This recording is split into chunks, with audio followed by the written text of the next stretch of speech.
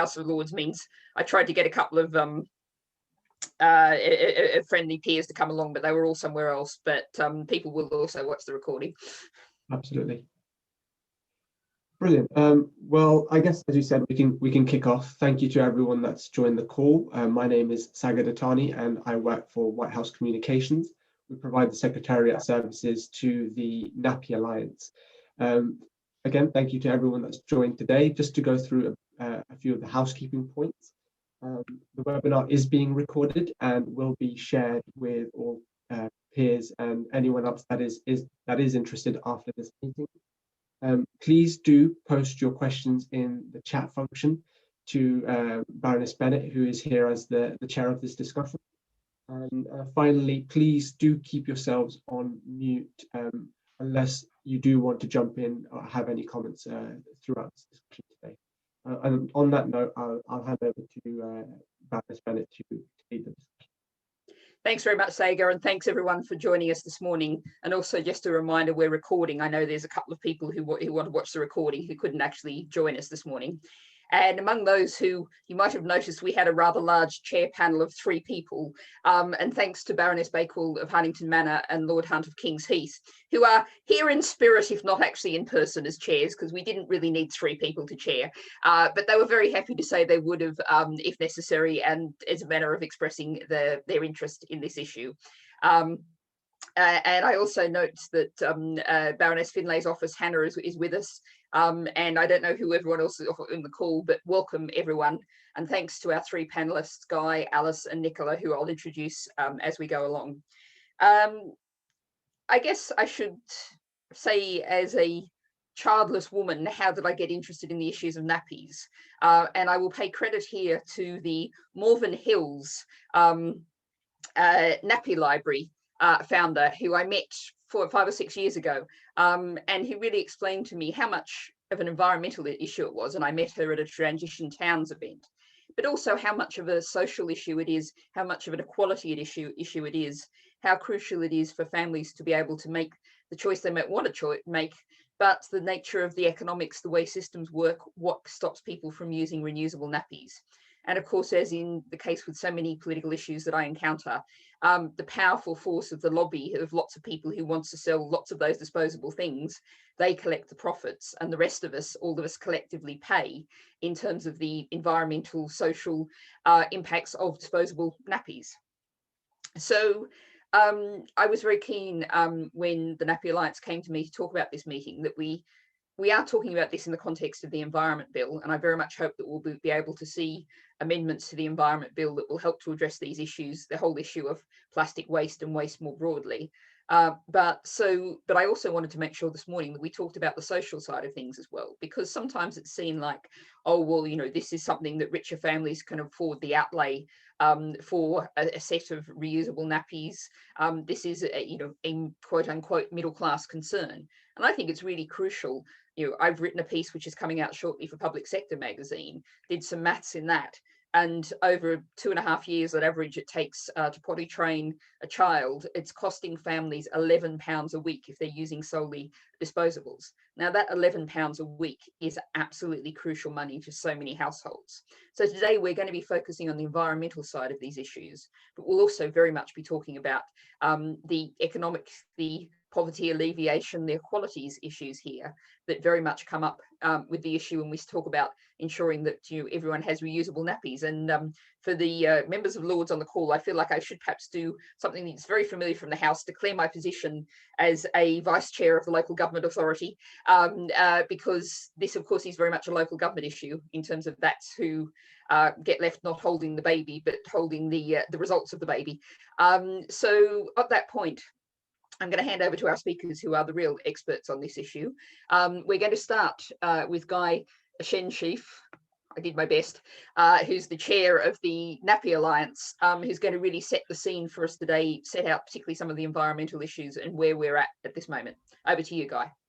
Thanks, Natalie. And before I start, just to pick up your point about money saving and the poverty angle, it is, I think, we always underestimate, and probably as brands and companies, we underestimate the size of the second-hand market. We're truly circular economy. A lot of the work we do is around reuse and repurposing, and the amount of sites that are out there sort of selling second-hand nappies and nappies that are getting passed on for second usage is really important, and the number of people who are using this product purely to save money, not necessarily on the environment, I think we consistently underestimate. And I think one thing that we may touch on later as well, which is even more sort of, I suppose, without being too aggressive about it, annoying, is the so-called biodegradable and compostable and environmentally friendly disposable nappies. And I will talk about some of the activity we're trying to do to address that, because parents who want to be seen to doing the right thing are often taken in by this marketing. And actually all it is doing is they're spending a lot more money on products that still end up in landfill, and actually and I've seen lots of arguments to suggest these products are not only not as good and are no better than disposables, normal disposables, they're often worse. Anyway, we can talk a bit more about that later on. So thank you very much for hosting this event this morning. The Nappy Alliance is a trade organization for distributors and manufacturers of reusable nappies. It's something that I started 20 years ago now. And really existed as the category grew and we started to understand our relevance to represent us in the political sphere. We wanted to make sure that nappies, it's a difficult discussion for lots of politicians, because it's sort of often felt they're trying to tell parents what they should and shouldn't be doing and making them feel guilty about their decisions. It couldn't be further from the truth. We're always about education. We're not about banning disposables. We're not about taxing disposables. It is an education piece, and parents to understand all the many benefits of using reusables. And certainly we've met with politicians, NGOs, civil servants over the years. But clearly, as the single-use plastic issue has become much higher on the agenda, we've wanted to make sure that nappies have remained part of that. I learned fact the other day that 1% of all plastic manufactured in the world goes into the manufacture of disposable nappies. We throw away 3 billion a year in the UK every year. A third of all biodegradable waste going to landfill is disposable nappies, and they're the third biggest product category going to landfill. It's a huge issue, and if we're serious as a country about addressing single-use plastics and reducing single-use plastics, nappies have got to be a massive part of that, an important part of that. And I'm delighted to report that certainly over the last few years, even though we've always received sort of positive response for politicians, we really feel over the last couple of years that there's been some momentum. There's been some momentum there. And there's lots of things happening. David Linden in the House of Commons in the last Parliament introduced the Nappy Environmental Standards Bill. David is the constituency MP for Totspots, one of the members of the Nappy Alliance, and he brought the bill to the House of Commons to try and address a couple of things. One is to try and establish some sort of standard for biodegradable or so-called environmentally friendly nappies, to legislate so companies who make those claims actually have to have some substance to it. They can't just stick environmentally friendly because they've slightly reduced the packaging. And actually we need more investigation into what those terms actually mean, because there is a huge amount of misinformation for consumers on that. And as I said earlier, parents buying into these products thinking they're doing something better for the environment when often it's actually worse. So that was part of the bill. The second part of the bill was to establish some sort of scheme with local authorities and local government to promote the use of reusable nappies, to set targets possibly, but certainly concentrate on something that is costing the local taxpayer a huge amount of money in terms of getting rid of them. This was the original Nappy Standards Bill, but when Parliament finished at the end of 2019, obviously the bill died. And rather than bring it back, David brought it back as a as an amendment to the Environment Bill. And it was very encouraging during that debate one afternoon. I think there were about 40 speakers, and I was amazed to see, in terms of how this has moved up the political agenda, that 4 of the 40 speakers, so 10% of them, spoke purely about nappies. When you think of everything that was being discussed in the Environment Bill, I felt very proud actually that it had moved so far along the agenda that 4 of those speakers in that debate spoke about nappies. And Minister Powell it was the first item that she addressed in her summing up at the end. And even though the amendment was defeated, she confirmed that there would be instruments within the bill to enable the government to work towards reducing the environmental impact of nappies.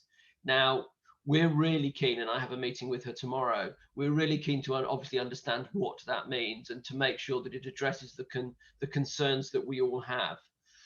One thing that we are very pleased and very encouraged about is that DEFRA have commissioned a new life cycle analysis. Now, life cycle analysis on nappies was last carried out in 2005 and was revised in 2008. And at that time, the report showed that if consumers followed manufacturers' guidelines, there was a 40% less carbon. There was 40% less carbon emissions by using reusables over disposables. And obviously, that's just looking at the carbon side.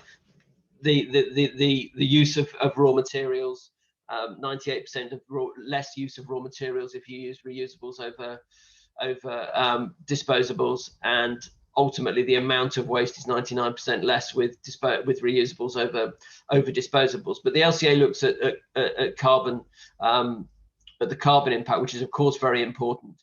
We're very optimistic with the greater use of renewable energy, more detergents that can wash at lower temperatures, modern reusables, and how the fabrics have been developed can dry quicker on the washing line, on airers.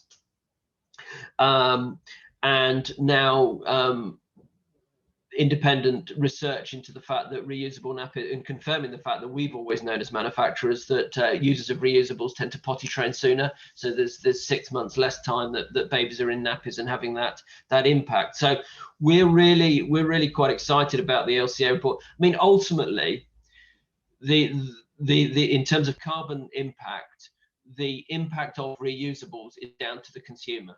With disposables, it's down to the manufacturer, and the consumer has very, very little impact. But I think with greater environmental awareness, giving parents a product where they can control the impact is really, really important. And the LCA report, the old LCA report, it's amazing how far-reaching it is. I mean, we, as my company, Bambino, we export all over the world, and I've been in meetings in the most far-flung parts of the world where the old LCA report is always quoted back at me because it's the only bit of information. Encouragingly, and I think this is all part of that feeling that the tide is turning, we're seeing other reports coming out. There's an excellent report out of Brazil last year, which shows reusable nappies from a carbon point of view in much better light. The UN published a report about 10 days ago addressing single-use plastic products and specifically nappies, encouraging governments to promote reusable nappies. And Zero Waste Europe, just before lockdown at the start of last year, produced a very, very good report, again showing that promoting the use of reusable nappies aligns really closely with most policy across the EU. I realise, looking at the clock, that my time is up. I've talked this, as you can probably tell, having done this for a long time, I could talk for much longer. But hopefully that gives a general overview of where we are as an industry, but also how within the political world our voice is being heard and what is happening. No, I think that was absolutely great. Thank you very much, Guy. And I do a lot of events like this, and it's good to be feeling like, for once we're sort of heading in the right direction here. We've at least got the dialogue and discussion in the right direction. Now what we've got to do is actually get the action in the right direction. So we're getting there, and we will of course have plenty of time for Q&A anyone who wants to drop anything in the chat now, if it occurs to you as you go along. But we'll also have Q&A in the end, and I do believe that dialogue's better than monologue, so it's always good to have that to and fro once we've had our two other speakers. So I'm going to move on now to our next speaker, who's Alice Walker, Project Manager from the Women's Environmental Network and Real Nappies for London. And I have to say, I have a soft spot for the Women's Environmental Network. I used to speak with them at their events quite often, and they ran some great events. And they it was actually at one of their events that I had a moment of real revelation of the way in which feminism and environmentalism really fit together, is we're all talking about system change, and we can fight for individual issues, but what we need is total system change. So I credit the Women's Environmental Network with that. But today we're being a bit more practical and down to earth. So over to you, Alice. Thank you so much, Natalie. And thank you very much for having me on this panel today to discuss reusable nappies. So yes, my name is Alice Walker and I work at Women's Environmental Network. I'm the project manager overseeing the Real Nappies for London voucher scheme, which was set up originally in July 2007, working in partnership with local authorities to reduce disposable nappy waste sent to disposal. So we do this by actively promoting the alternatives to single-use nappies through promotion of reusable nappies, and we provide impartial information and financial assistance in the form of a voucher to families to get started, either by purchasing reusable nappies or by subscription to a washable nappy laundry service. So today I'm talking a bit about the benefits of reusable nappies for councils and communities, and my experiences of running reusable nappy schemes, so Real Nappies for London. So incentive schemes such as Real Nappies for London carry huge benefits for local authorities and for communities, not only for cost saving and waste prevention, but also for social inclusion, family well-being, and playing a pivotal role to tackle the climate crisis and the support of UK's transition to a more circular economy. We can demonstrate the effectiveness of the scheme to local authority waste prevention by looking at our second academic paper, which was written by the University of Northampton in 2017, which revealed that between the period of 2012 to 2016, 9 participating local authorities saved 11 times as much on waste disposal as they spent administering the scheme. And in this time collectively diverted a proposed 3,150 tonnes of single-use nappy waste. So more recently, the scheme shows that over a 3-year period from 2017 to 2020 financial year, there has been a 94% increase in vouchers being redeemed, showing a real drive there for consumer demand to switch to reusable nappy alternatives, or just in effect choose to reuse.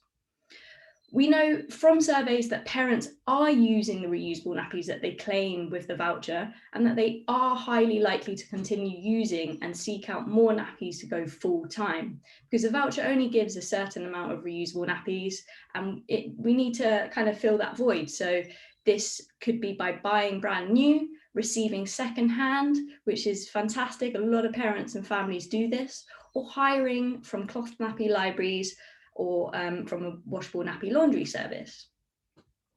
At Real Nappies for London, our outreach activities such as reusable nappy demonstrations and give and take events has enabled the development of a resident network. Over 20,000 parents, in fact, have connected with the scheme since its inception to date, and the benefit goes far beyond reusable nappy promotion and reuse. It has extended values. The scheme has created a platform whereby parents can share supportive and valuable information to other parents on all aspects of family life, whether that be breastfeeding, toilet training advice, general advice, supporting families during lockdowns, things like that. This resident network can also provide an imperative channel for local authorities to communicate important waste messages such as recycling campaigns. We know at the moment there's a big issue about single-use nappies causing recycling contamination. This platform created by RNFL is high quality and effective communication that local authorities can utilise at low to no cost. Okay, so my experience overseeing the scheme over the years, it's been a bit too long, maybe since I started in October 2010, but it's just been a fantastic scheme. And my experiences overseeing that has shown me that there really is a public willingness to embrace the alternative, and that regardless of the washing, families feel good that they're reducing waste, saving money and contributing to the reduction of single-use plastic. If we want the UK to transition to a more circular economy, we have to provide the right conditions for this to happen. We must take the learning and research from this incredible scheme and other schemes that are happening across the UK and roll out a nationwide scheme where schemes don't exist, okay? We must invest in supporting local businesses to provide affordable access to and hire of reusable nappies. Vision cities full of electric bikes delivering reusable nappies. Vision parenting hubs where parents can meet and share information, support, and learn new skills. All of this can only be done with the support and backing of the UK government to help level the playing field. And there is no better time than now. So yeah, that's it. Thank you.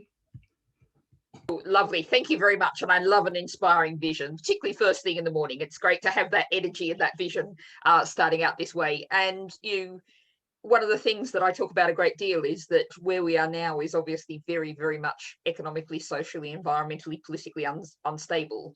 Things are going to change. And what we need is visions like that of a different kind of society. And I think one of the things that was really clear in that was the way in which this is something, nappies is something all new parents have to deal with. It's an ongoing thing. New issues will arise as over time. And if you're forming a network of people, a support network, we've recognised through the COVID-19 the importance of those community networks, those community contacts. And this is a way in which people can really get together, support each other, share experiences, share knowledge.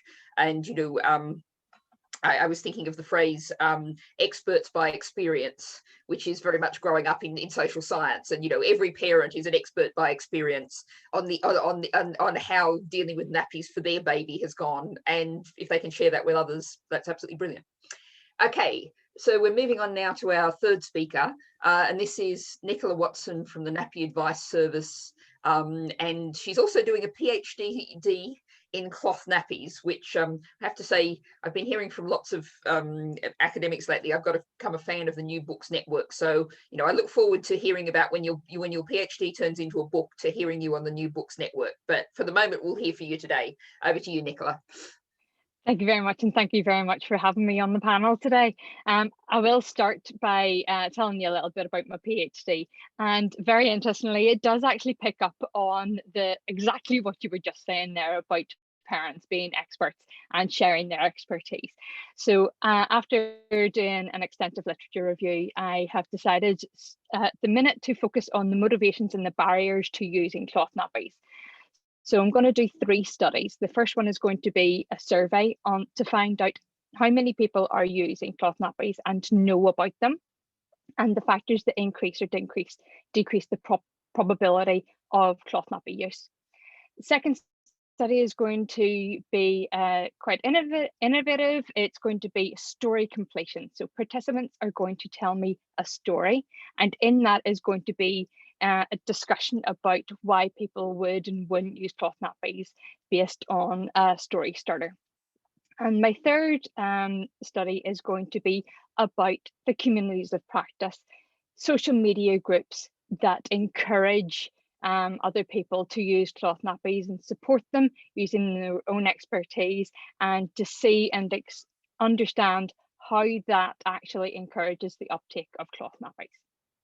So I'm now going to move on to telling you a bit about the benefits of cloth nappies.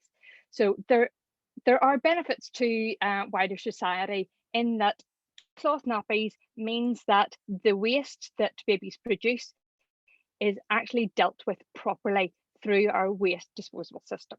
So, and that if you also use reusable wipes, that prevents the fatbergs that we've found out about that all clump together in the sewers. So benefits to our home life, we now have this amazing thing called an automatic washing machine. that most of us have in our homes, newborn baby nappies can go straight into the washing machine because it's all water soluble. So there's none of this wet peeling or any of that. It all goes in the washing machine and is dealt with in there. Reusable nappies are better at containment. That means that you don't get the explosions, and they are actually, because there's all the elastic in them, they're actually better for containment. Even though all these disposable nappies say that they're leak proof and all that, reusable nappies are actually better for that. And reusable wipes clean better than disposable wipes, because disposable ones sometimes just smear the stuff around. Reusable wipes clean better.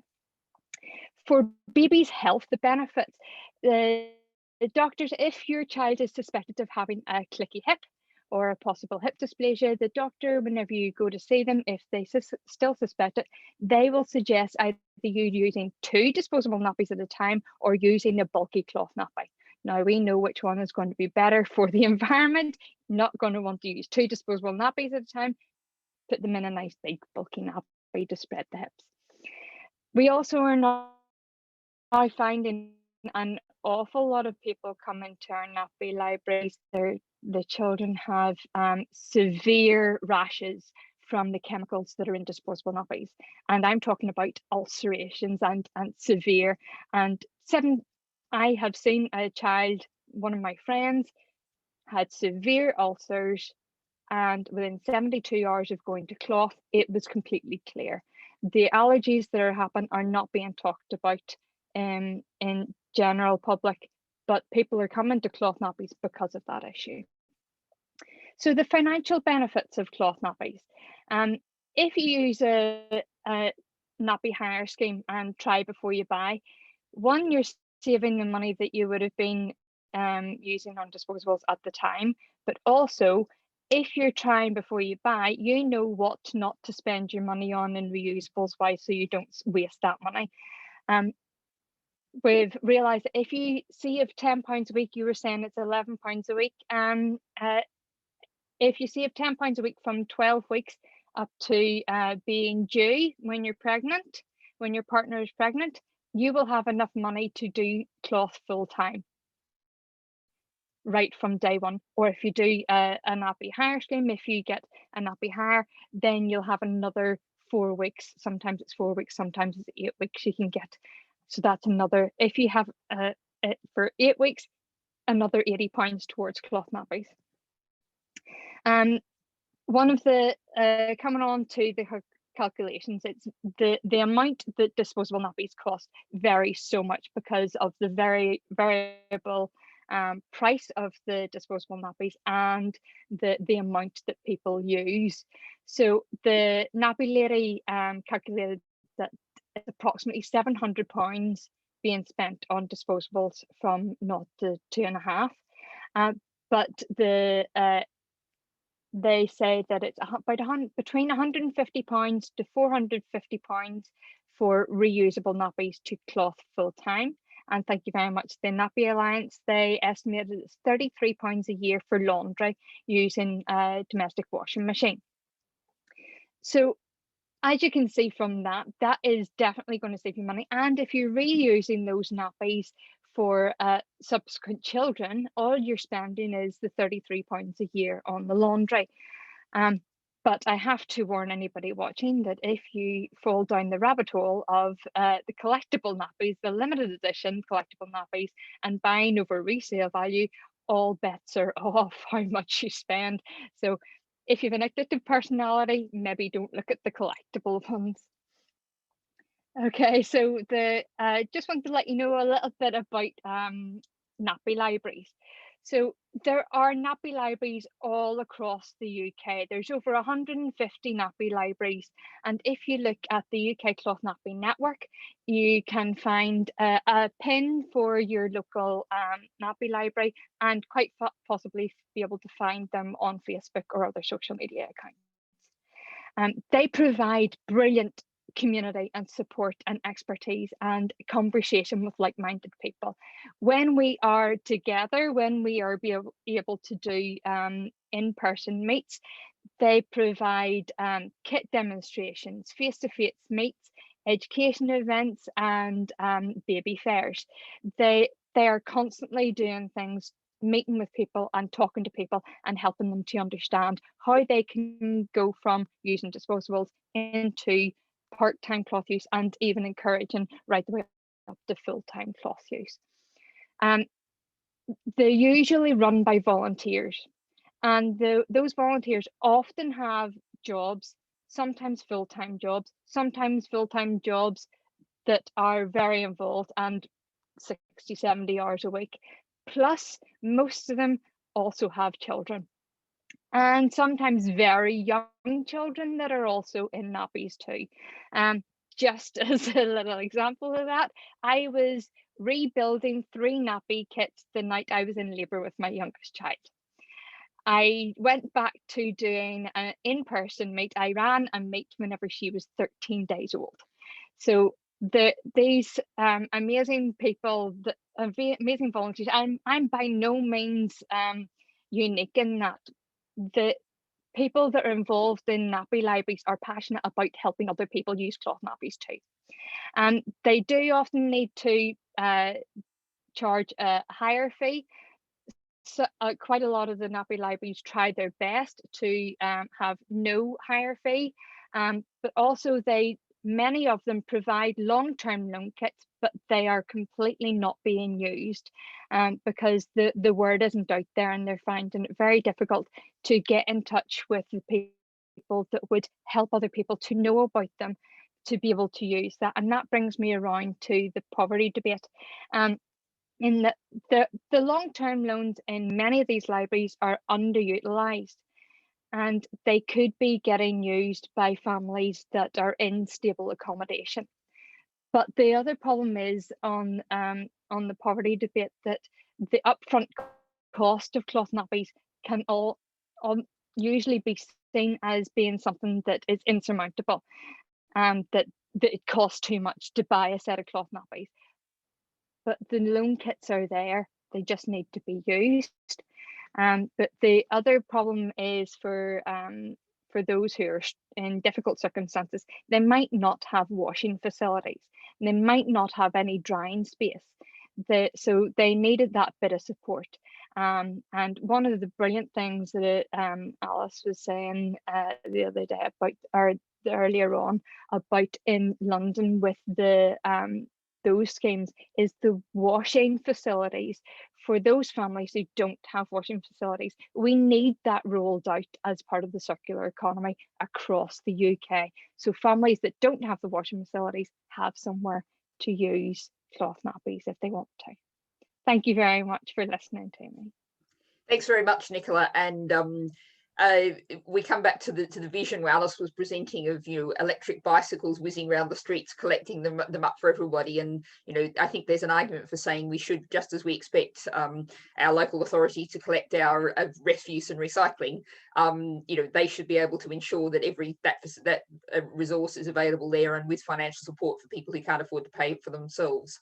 And I do have to share a little story here, as I used to live in Somers Town in central North London. And there was a wonderful little small business that actually provided that service in that area.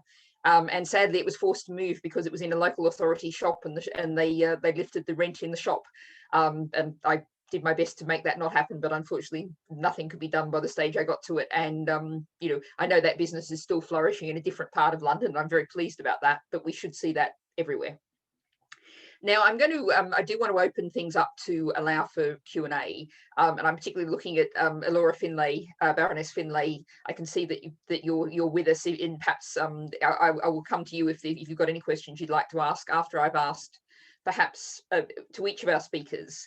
We've talked about the possibilities, we've talked about some of the difficulties, but what's the main thing that really stops people, what pushes people towards single use, and what stops people using reusables? What would you say is sort of the key factors? I'll come to our speakers in the same order as they spoke first time. So perhaps Guy, if we can start with you.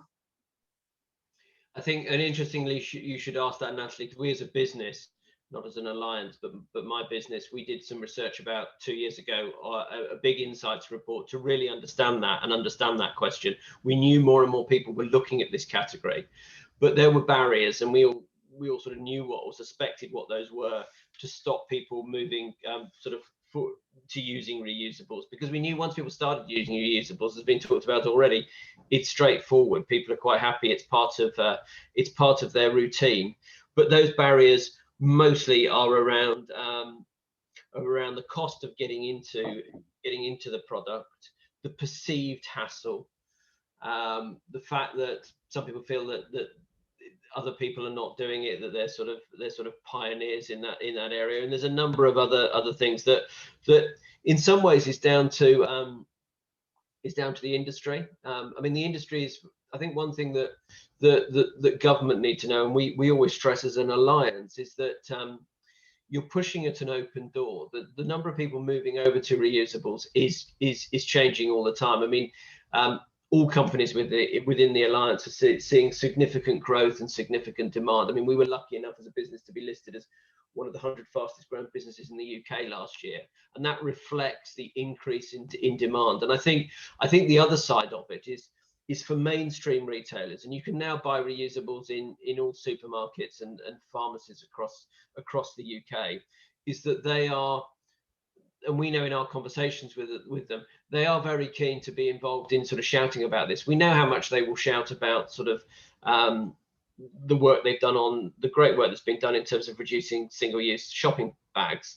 But actually, Nappies should be there because it's a big part of their sales focus is Nappies, bringing new parents into store. And whilst they're shouting about single-use plastic in packaging and everything else, we need to make sure Nappies sit there. So I think one of the things that we try and stress to government, and we stress in the conversations that we have, is, look, the major retailers see this as an important category for them. The industry is growing, and therefore it's a sort of three-way partnership between those to overcome, to come back to your question, to overcome some of those key barriers, to communicate those, because those are sort of often misconceived perceptions that people have got about the product. And it's about, as I said in my introduction, it is about the education. And I think the fact that this is now a much greater focus from large retailers because of what they're trying to do. The industry is bigger. I certainly see this as a 3 or even 4-way partnership between the industry, between retailers, between central government in their drive to reduce single-use plastics and their target to reduce them completely, and local government, who are having to face huge costs of getting rid of them. I'm just thinking, actually, I don't actually often go into supermarkets, and I guess I don't go down the baby aisle, but I've never seen a demonstration of reusables in a supermarket, and I don't know if anyone's ever seen that, but I kind of doubt that it's happened very often. It's the kind of thing that would be a good thing that supermarkets could be doing. Alice, if you want to add any thoughts to that about the barriers. Thank you. At Real Nappies for London, we're in a fantastic position to kind of be on the ground, working with cloth nappy libraries, nappy networks, to talk and support parents about reusable nappies. We understand that there are barriers to begin with. So like Guy was saying, the traditional perceptions, perhaps concerns with washing as well could add to that. Perhaps parents don't, or families don't have access to a washing machine. So, it is the core elements. It's the traditional perceptions, it's the costs involved to get started. However, our voucher uptake does prove in itself that there is a consumer demand for shifting to reusable products. It doesn't stop there. It's also, reusable wet wipes is a fantastic way to kind of get into the washing routine and then grow from that.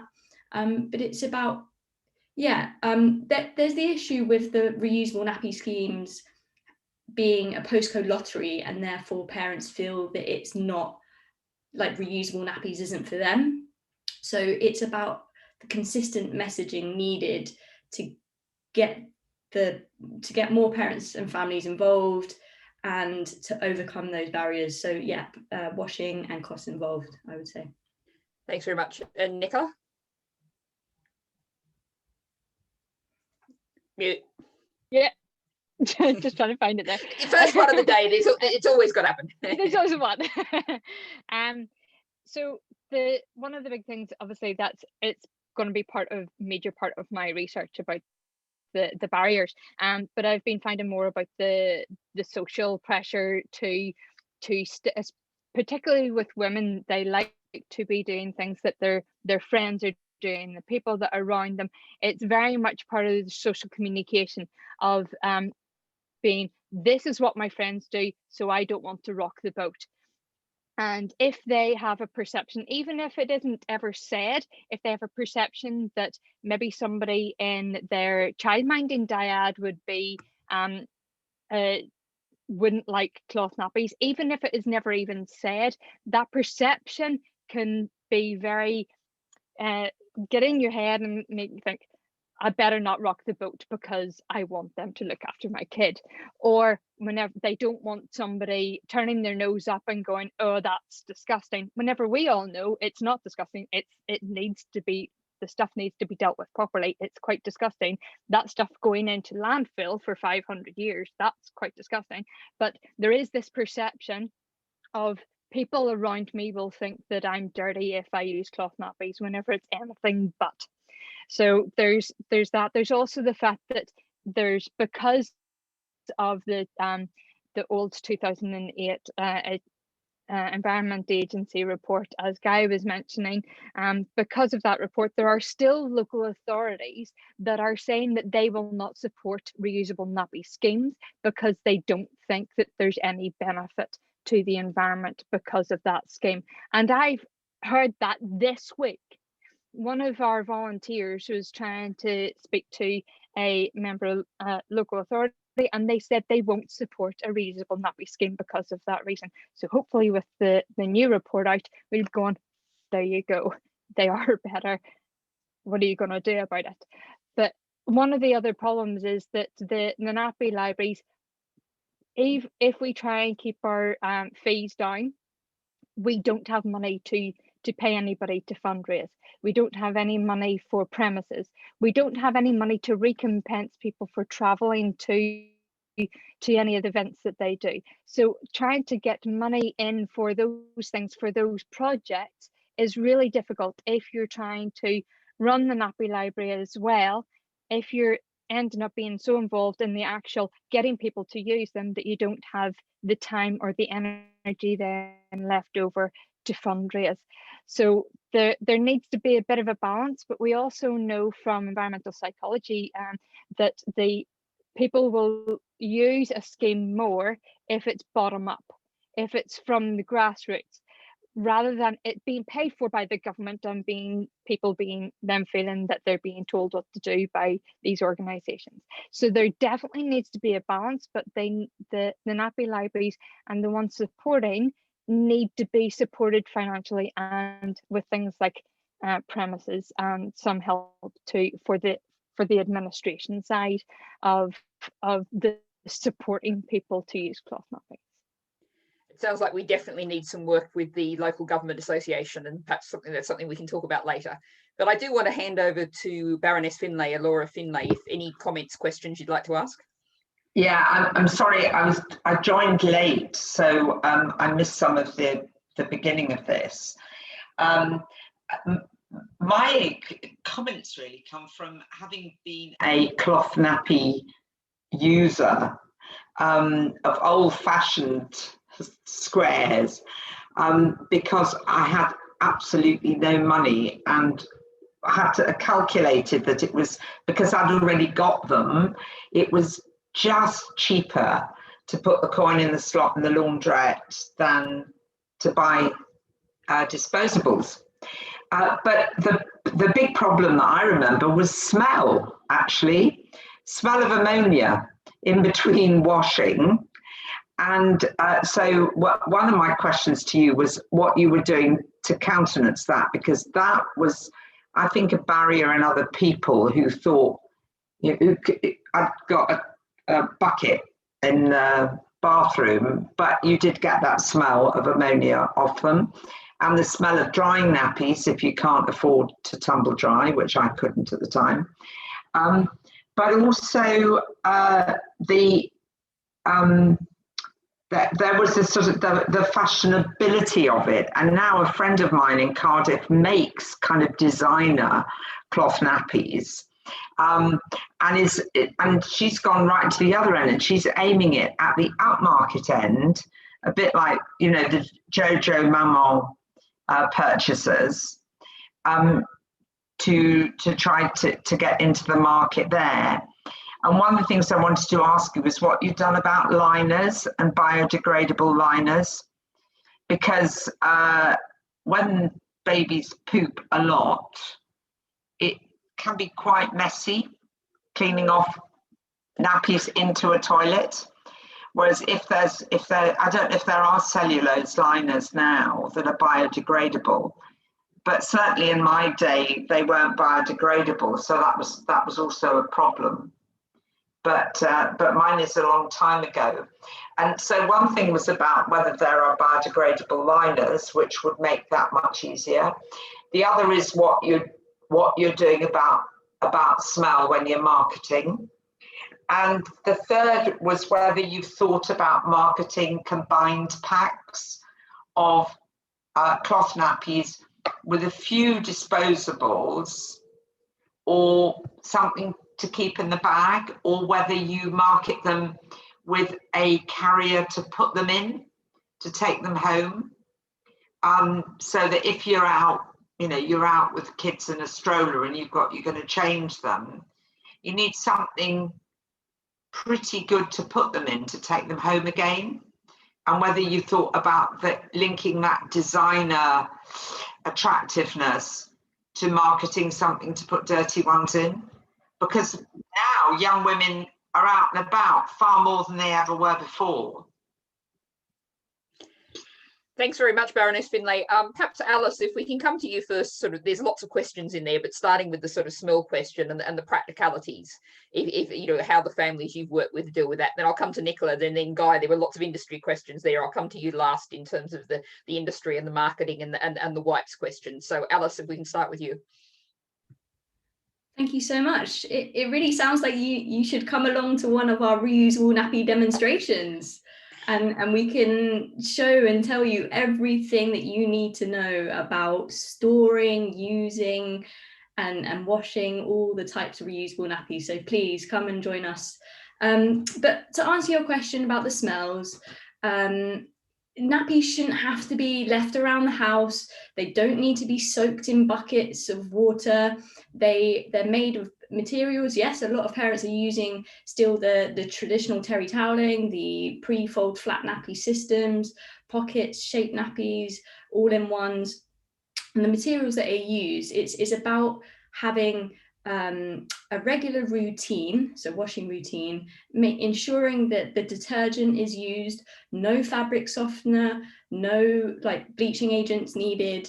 And so storing is really simple in a wet bag or a bucket, just dry paling, which it is now, and simply just doing a wash routine. So parents say that, you know, the smells aren't as bad as, you know, leaving bags of disposables outside in a waste bin. So whilst they're out and about, you mentioned about storing reusable nappies. A simple wet bag can carry reusable nappies. We talk about this in our demonstrations about what to do with poo when out and about. And yes, liners, there are liners out there, cellulose liners, washable fleece liners for you know, zero waste. So the liners can simply be placed in a disposable nappy and then lifted out. And if it's disposable, of course, thrown in the bin. It's made of a cellulose material. Majority of waste in London is incinerated for energy from waste, not landfilled. So it's kind of like a mix between some families choose to use liners, some don't, some think it's a faff.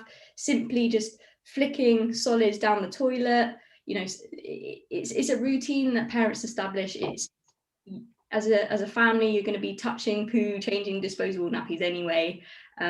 So you can't flick diarrhea down the toilet. Well, this is have a bait now. I'm just going to come back to you because I could not afford to put coins in the machine in the block of flats where we lived more than twice a week. That was the problem. If I did the laundry more than twice a week, I couldn't buy food. You know, I mean, I was incredibly poor. I was living in America and very, very poor. And I think, and so it was inevitable, and that the smell built up. Yeah, I think things are changing in terms of how families are doing their routines. You know, the washable nappy laundry services can help those who don't have access to reusable to washing machines. Nicola also mentioned earlier about what to do with well, breastfed, formula fed newborn poo is water soluble, so it can, the washing machine does the work for you. But yeah, so you mentioned also about the packs with disposables in it. Some parents find that, you know, going out and about with reusable nappies, say for the first few times, they may take a disposable with them just for backup, but in the end, they don't actually use the disposable, they just use the reusable. So yeah, I don't think I agree about doing, because disposables, there's so much access to it. It takes up like 95% of the market right now. It's very dominated on single-use nappies. So I think it would just confuse messaging if you do packs of disposables and reusables. It's like, give reusables a go. Parents, it's about providing impartial advice and knowing that parents can make the more informed choice to what they want to use. And we know it's a mix and match approach. It's not saying this, you have to use reusable nappies 100% of the time. It's about what's manageable and doable. So I'm sure Nicola and Guy have extra comments about that. So, but I hope perhaps what I've said has helped.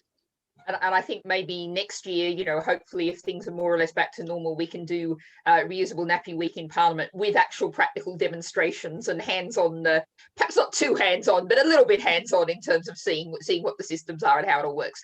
Nicola, perhaps if you can just briefly add to that, and then I want to give Guy a chance to come back on those questions, because we're heading towards being out of time. Nicola.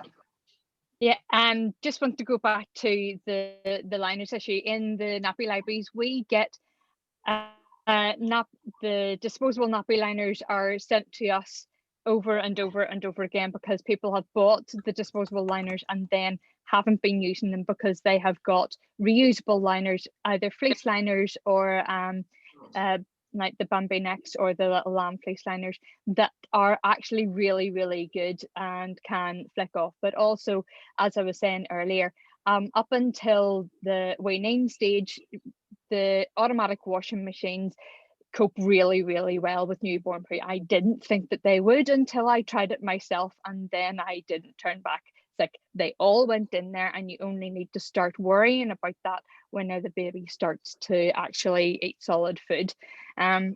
So in that sense, then it's actually quite easy for the liner just to flick over and dunk and it goes in, or to hold underneath the flush. So in that sense, that is actually completely different to what it used to be like. Also, the wet bags are the materials in the wet bags, the PUL really holds the smells in because it's completely held in and it's zipped up. Unless you're right over at a wet bag and sniffing at the zip, you cannot tell that there is up to 2 days worth of nappies in a wet bag. So they're actually really good nowadays. Well, I think I just wish all of that had been available 40 years ago. That's all I can say. I was in the phase of pins when you put your hand inside and half the time you pricked yourself. And then having one with malabsorption's no joke. Yeah, yes, I think we're sending you sympathy, Baroness Bennett. Guy, perhaps some of those industry type questions and where things are at. Yeah, and I think to pick up on that point specifically, you would be amazed, and hopefully, as you say, Natalie, we may be able to do something in Parliament where you can actually see the products and see what they're like now, because not only have the designs moved on, I mean, some people still use traditional terries, but essentially the mass market is all about Velcro and poppers and different fabrics, whether that be microfiber or bamboo or cotton.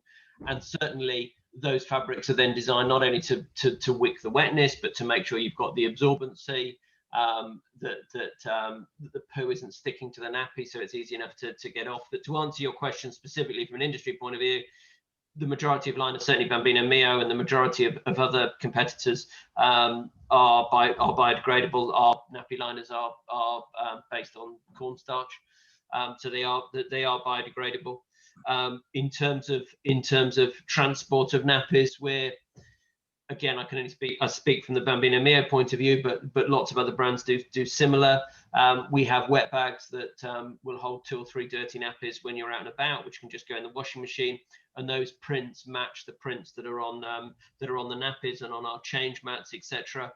We also do a full change bag that's designed to be used with reusable nappies. So I think that whole journey around everything from how you clean and sanitize the nappy, to the liners, to the bags, even to the buckets that store them in, that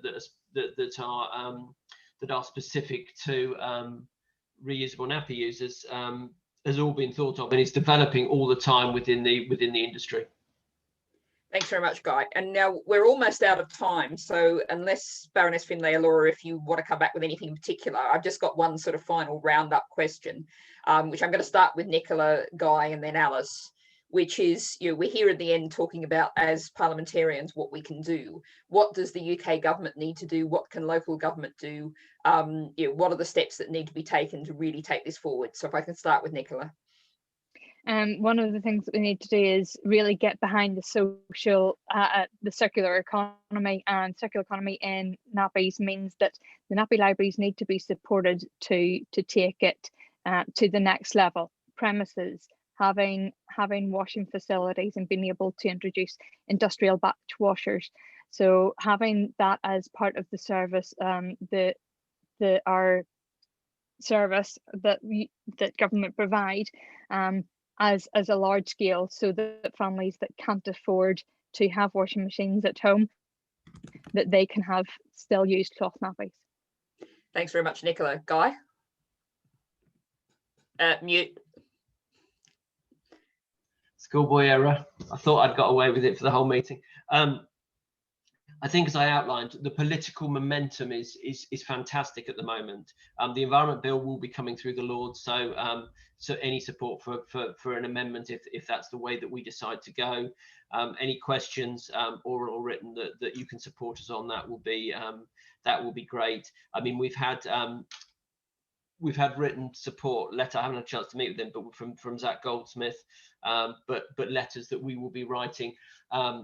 Partly off the back of the Environment Bill and what we're trying to do with the amendment, but obviously the LCA report and the government publicising that, and whatever action they're likely to take, gives us a real opportunity to ensure that reusable nappies which is what the whole of what the Nappy Alliance is about, making sure that the nappies don't get forgotten when talking about single-use plastics, but actually have their rightful position at the top of that discussion because of the impact that they have. So any support that we will be given, and certainly those peers that are kind enough to support what we're doing, we will be in touch with some of the ideas we have to ensure that we keep this momentum going and put the government under pressure to ensure, although nappies is a difficult subject, that they engage with the industry to make sure that we address the single-use plastic problem that is nappies. Laura, you wanted to come back on that? Yeah, I'm sorry, because you may have dealt with this much earlier on, but it'd be really helpful to have the figures of the modelling of if 50% of babies next year were managed with reusable nappies, what that total saving to the cost to the environment would be, so that, and have those costs broken down, because actually at the end of the day, the pound sign, I think, is going to win through on the environmental bill as much as anything.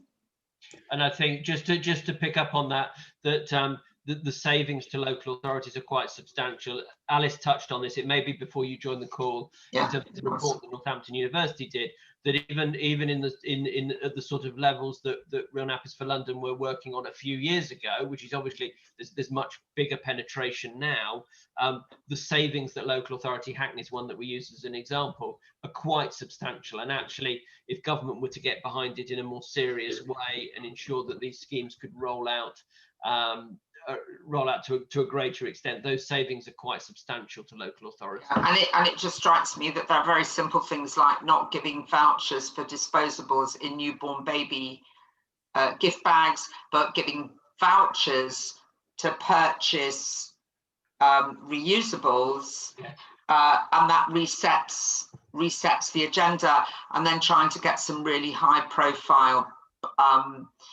pop stars talking about their wonderful designers. And I don't know whether JoJo, for instance, sells reusables. 2 brands, but it's that type of thing, because that changes the conversation. That suddenly makes it desirable. Yeah, and I think that responsibility sort of sits with the brands, and it's the work we always do. We're working with, again, talking from our point of view, we work with influencers around the world and personalities around the world, and other brands do as well, to ensure that that's getting pushed forward. So I think that idea of we do what we do, and if the government can put that signal out to make sure that nappies are up there as important, if not more important, than supermarket bags and coffee cups and stirrers, then I think that's the work that and I know that we're out of time, and I've got a whiz as well, and Naki's got a whiz, but my last thought is, if there was a way of providing some kind of incentive to home industries. So this person I know makes them herself at home. That's her home industry, while she does her own childcare, because she's a single parent. But and so therefore she will make them to the design of the person, whatever they want. But actually, if there was some financial incentive coming through as well, that would promote those kind of home industries as well, which would help in the employment cycle. Definitely strong local economies built around babies. What could be nicer? And I'm just going to let Alice have sort of 30 seconds or a minute just to come in to finish off, because you had a vision, something like that, but just what the government can do specifically from your point of view. Yes, so just to reiterate what I said earlier in my speech, we must take the learning and research from this incredible schemes and other schemes to roll it out nationwide where schemes don't exist, but we must invest in supporting local businesses and entrepreneurs to provide affordable access and hire of reusable nappies. Vision Cities electric bikes, Vision parenting hubs where you can learn new skills and share information. But just to kind of mention about the savings that I did speak of earlier, about 9 local authorities in London collectively saving £321,000, spending only £29,000 on the cost of administering Real Nappy vouchers, saving £8.1 thousand per year per local authority, achieving a cost-effective ratio of 11:1. So, there are savings to be made. Let's roll it out and let's take action now. I think that's an absolutely perfect point to finish on. Thank you very much, Alice. And thank you everyone who's joined us this morning. I just will offer one final reflection, is that wearing my LGA hat, perhaps we do have to have central government action and central government support for this. Local authorities are so stretched and there's so much pressure on their resources that this clearly is something that we have to see, the money coming from the centre, support coming from the centre, a whole structure. But it is very much the delivery at the local level, according to the local circumstances, that fits with the local community. And, as you were saying, Laura, we're talking about obviously some, big manufacturers, but we're also potentially talking about something at a very small and local scale with real opportunities. And thanks for that. I think that's a lovely image. I imagine, choosing the color of your baby's nappies and, designer nappies, which, this is the world we live in. And we couldn't get through a seminar without talking about Instagram influencers somewhere along the line. So we're running 5 minutes over time, so I am going to call that to a close, but I want to say thank you very much to Guy, to Alice, to Nicola. Thank you, Laura, for your contributions and practical experience. And, hopefully next year, maybe we can all meet and look at lots of these, some of the big company ones and some of the some lovely handmade ones. Maybe Laura, you might be able to bring along a sample or 2 next year and we can see them in the house. Thank you very much, everyone, for joining us today, and all the best for the rest of the day, everybody. Thank you. Bye-bye. Bye-bye. Thank you. Bye.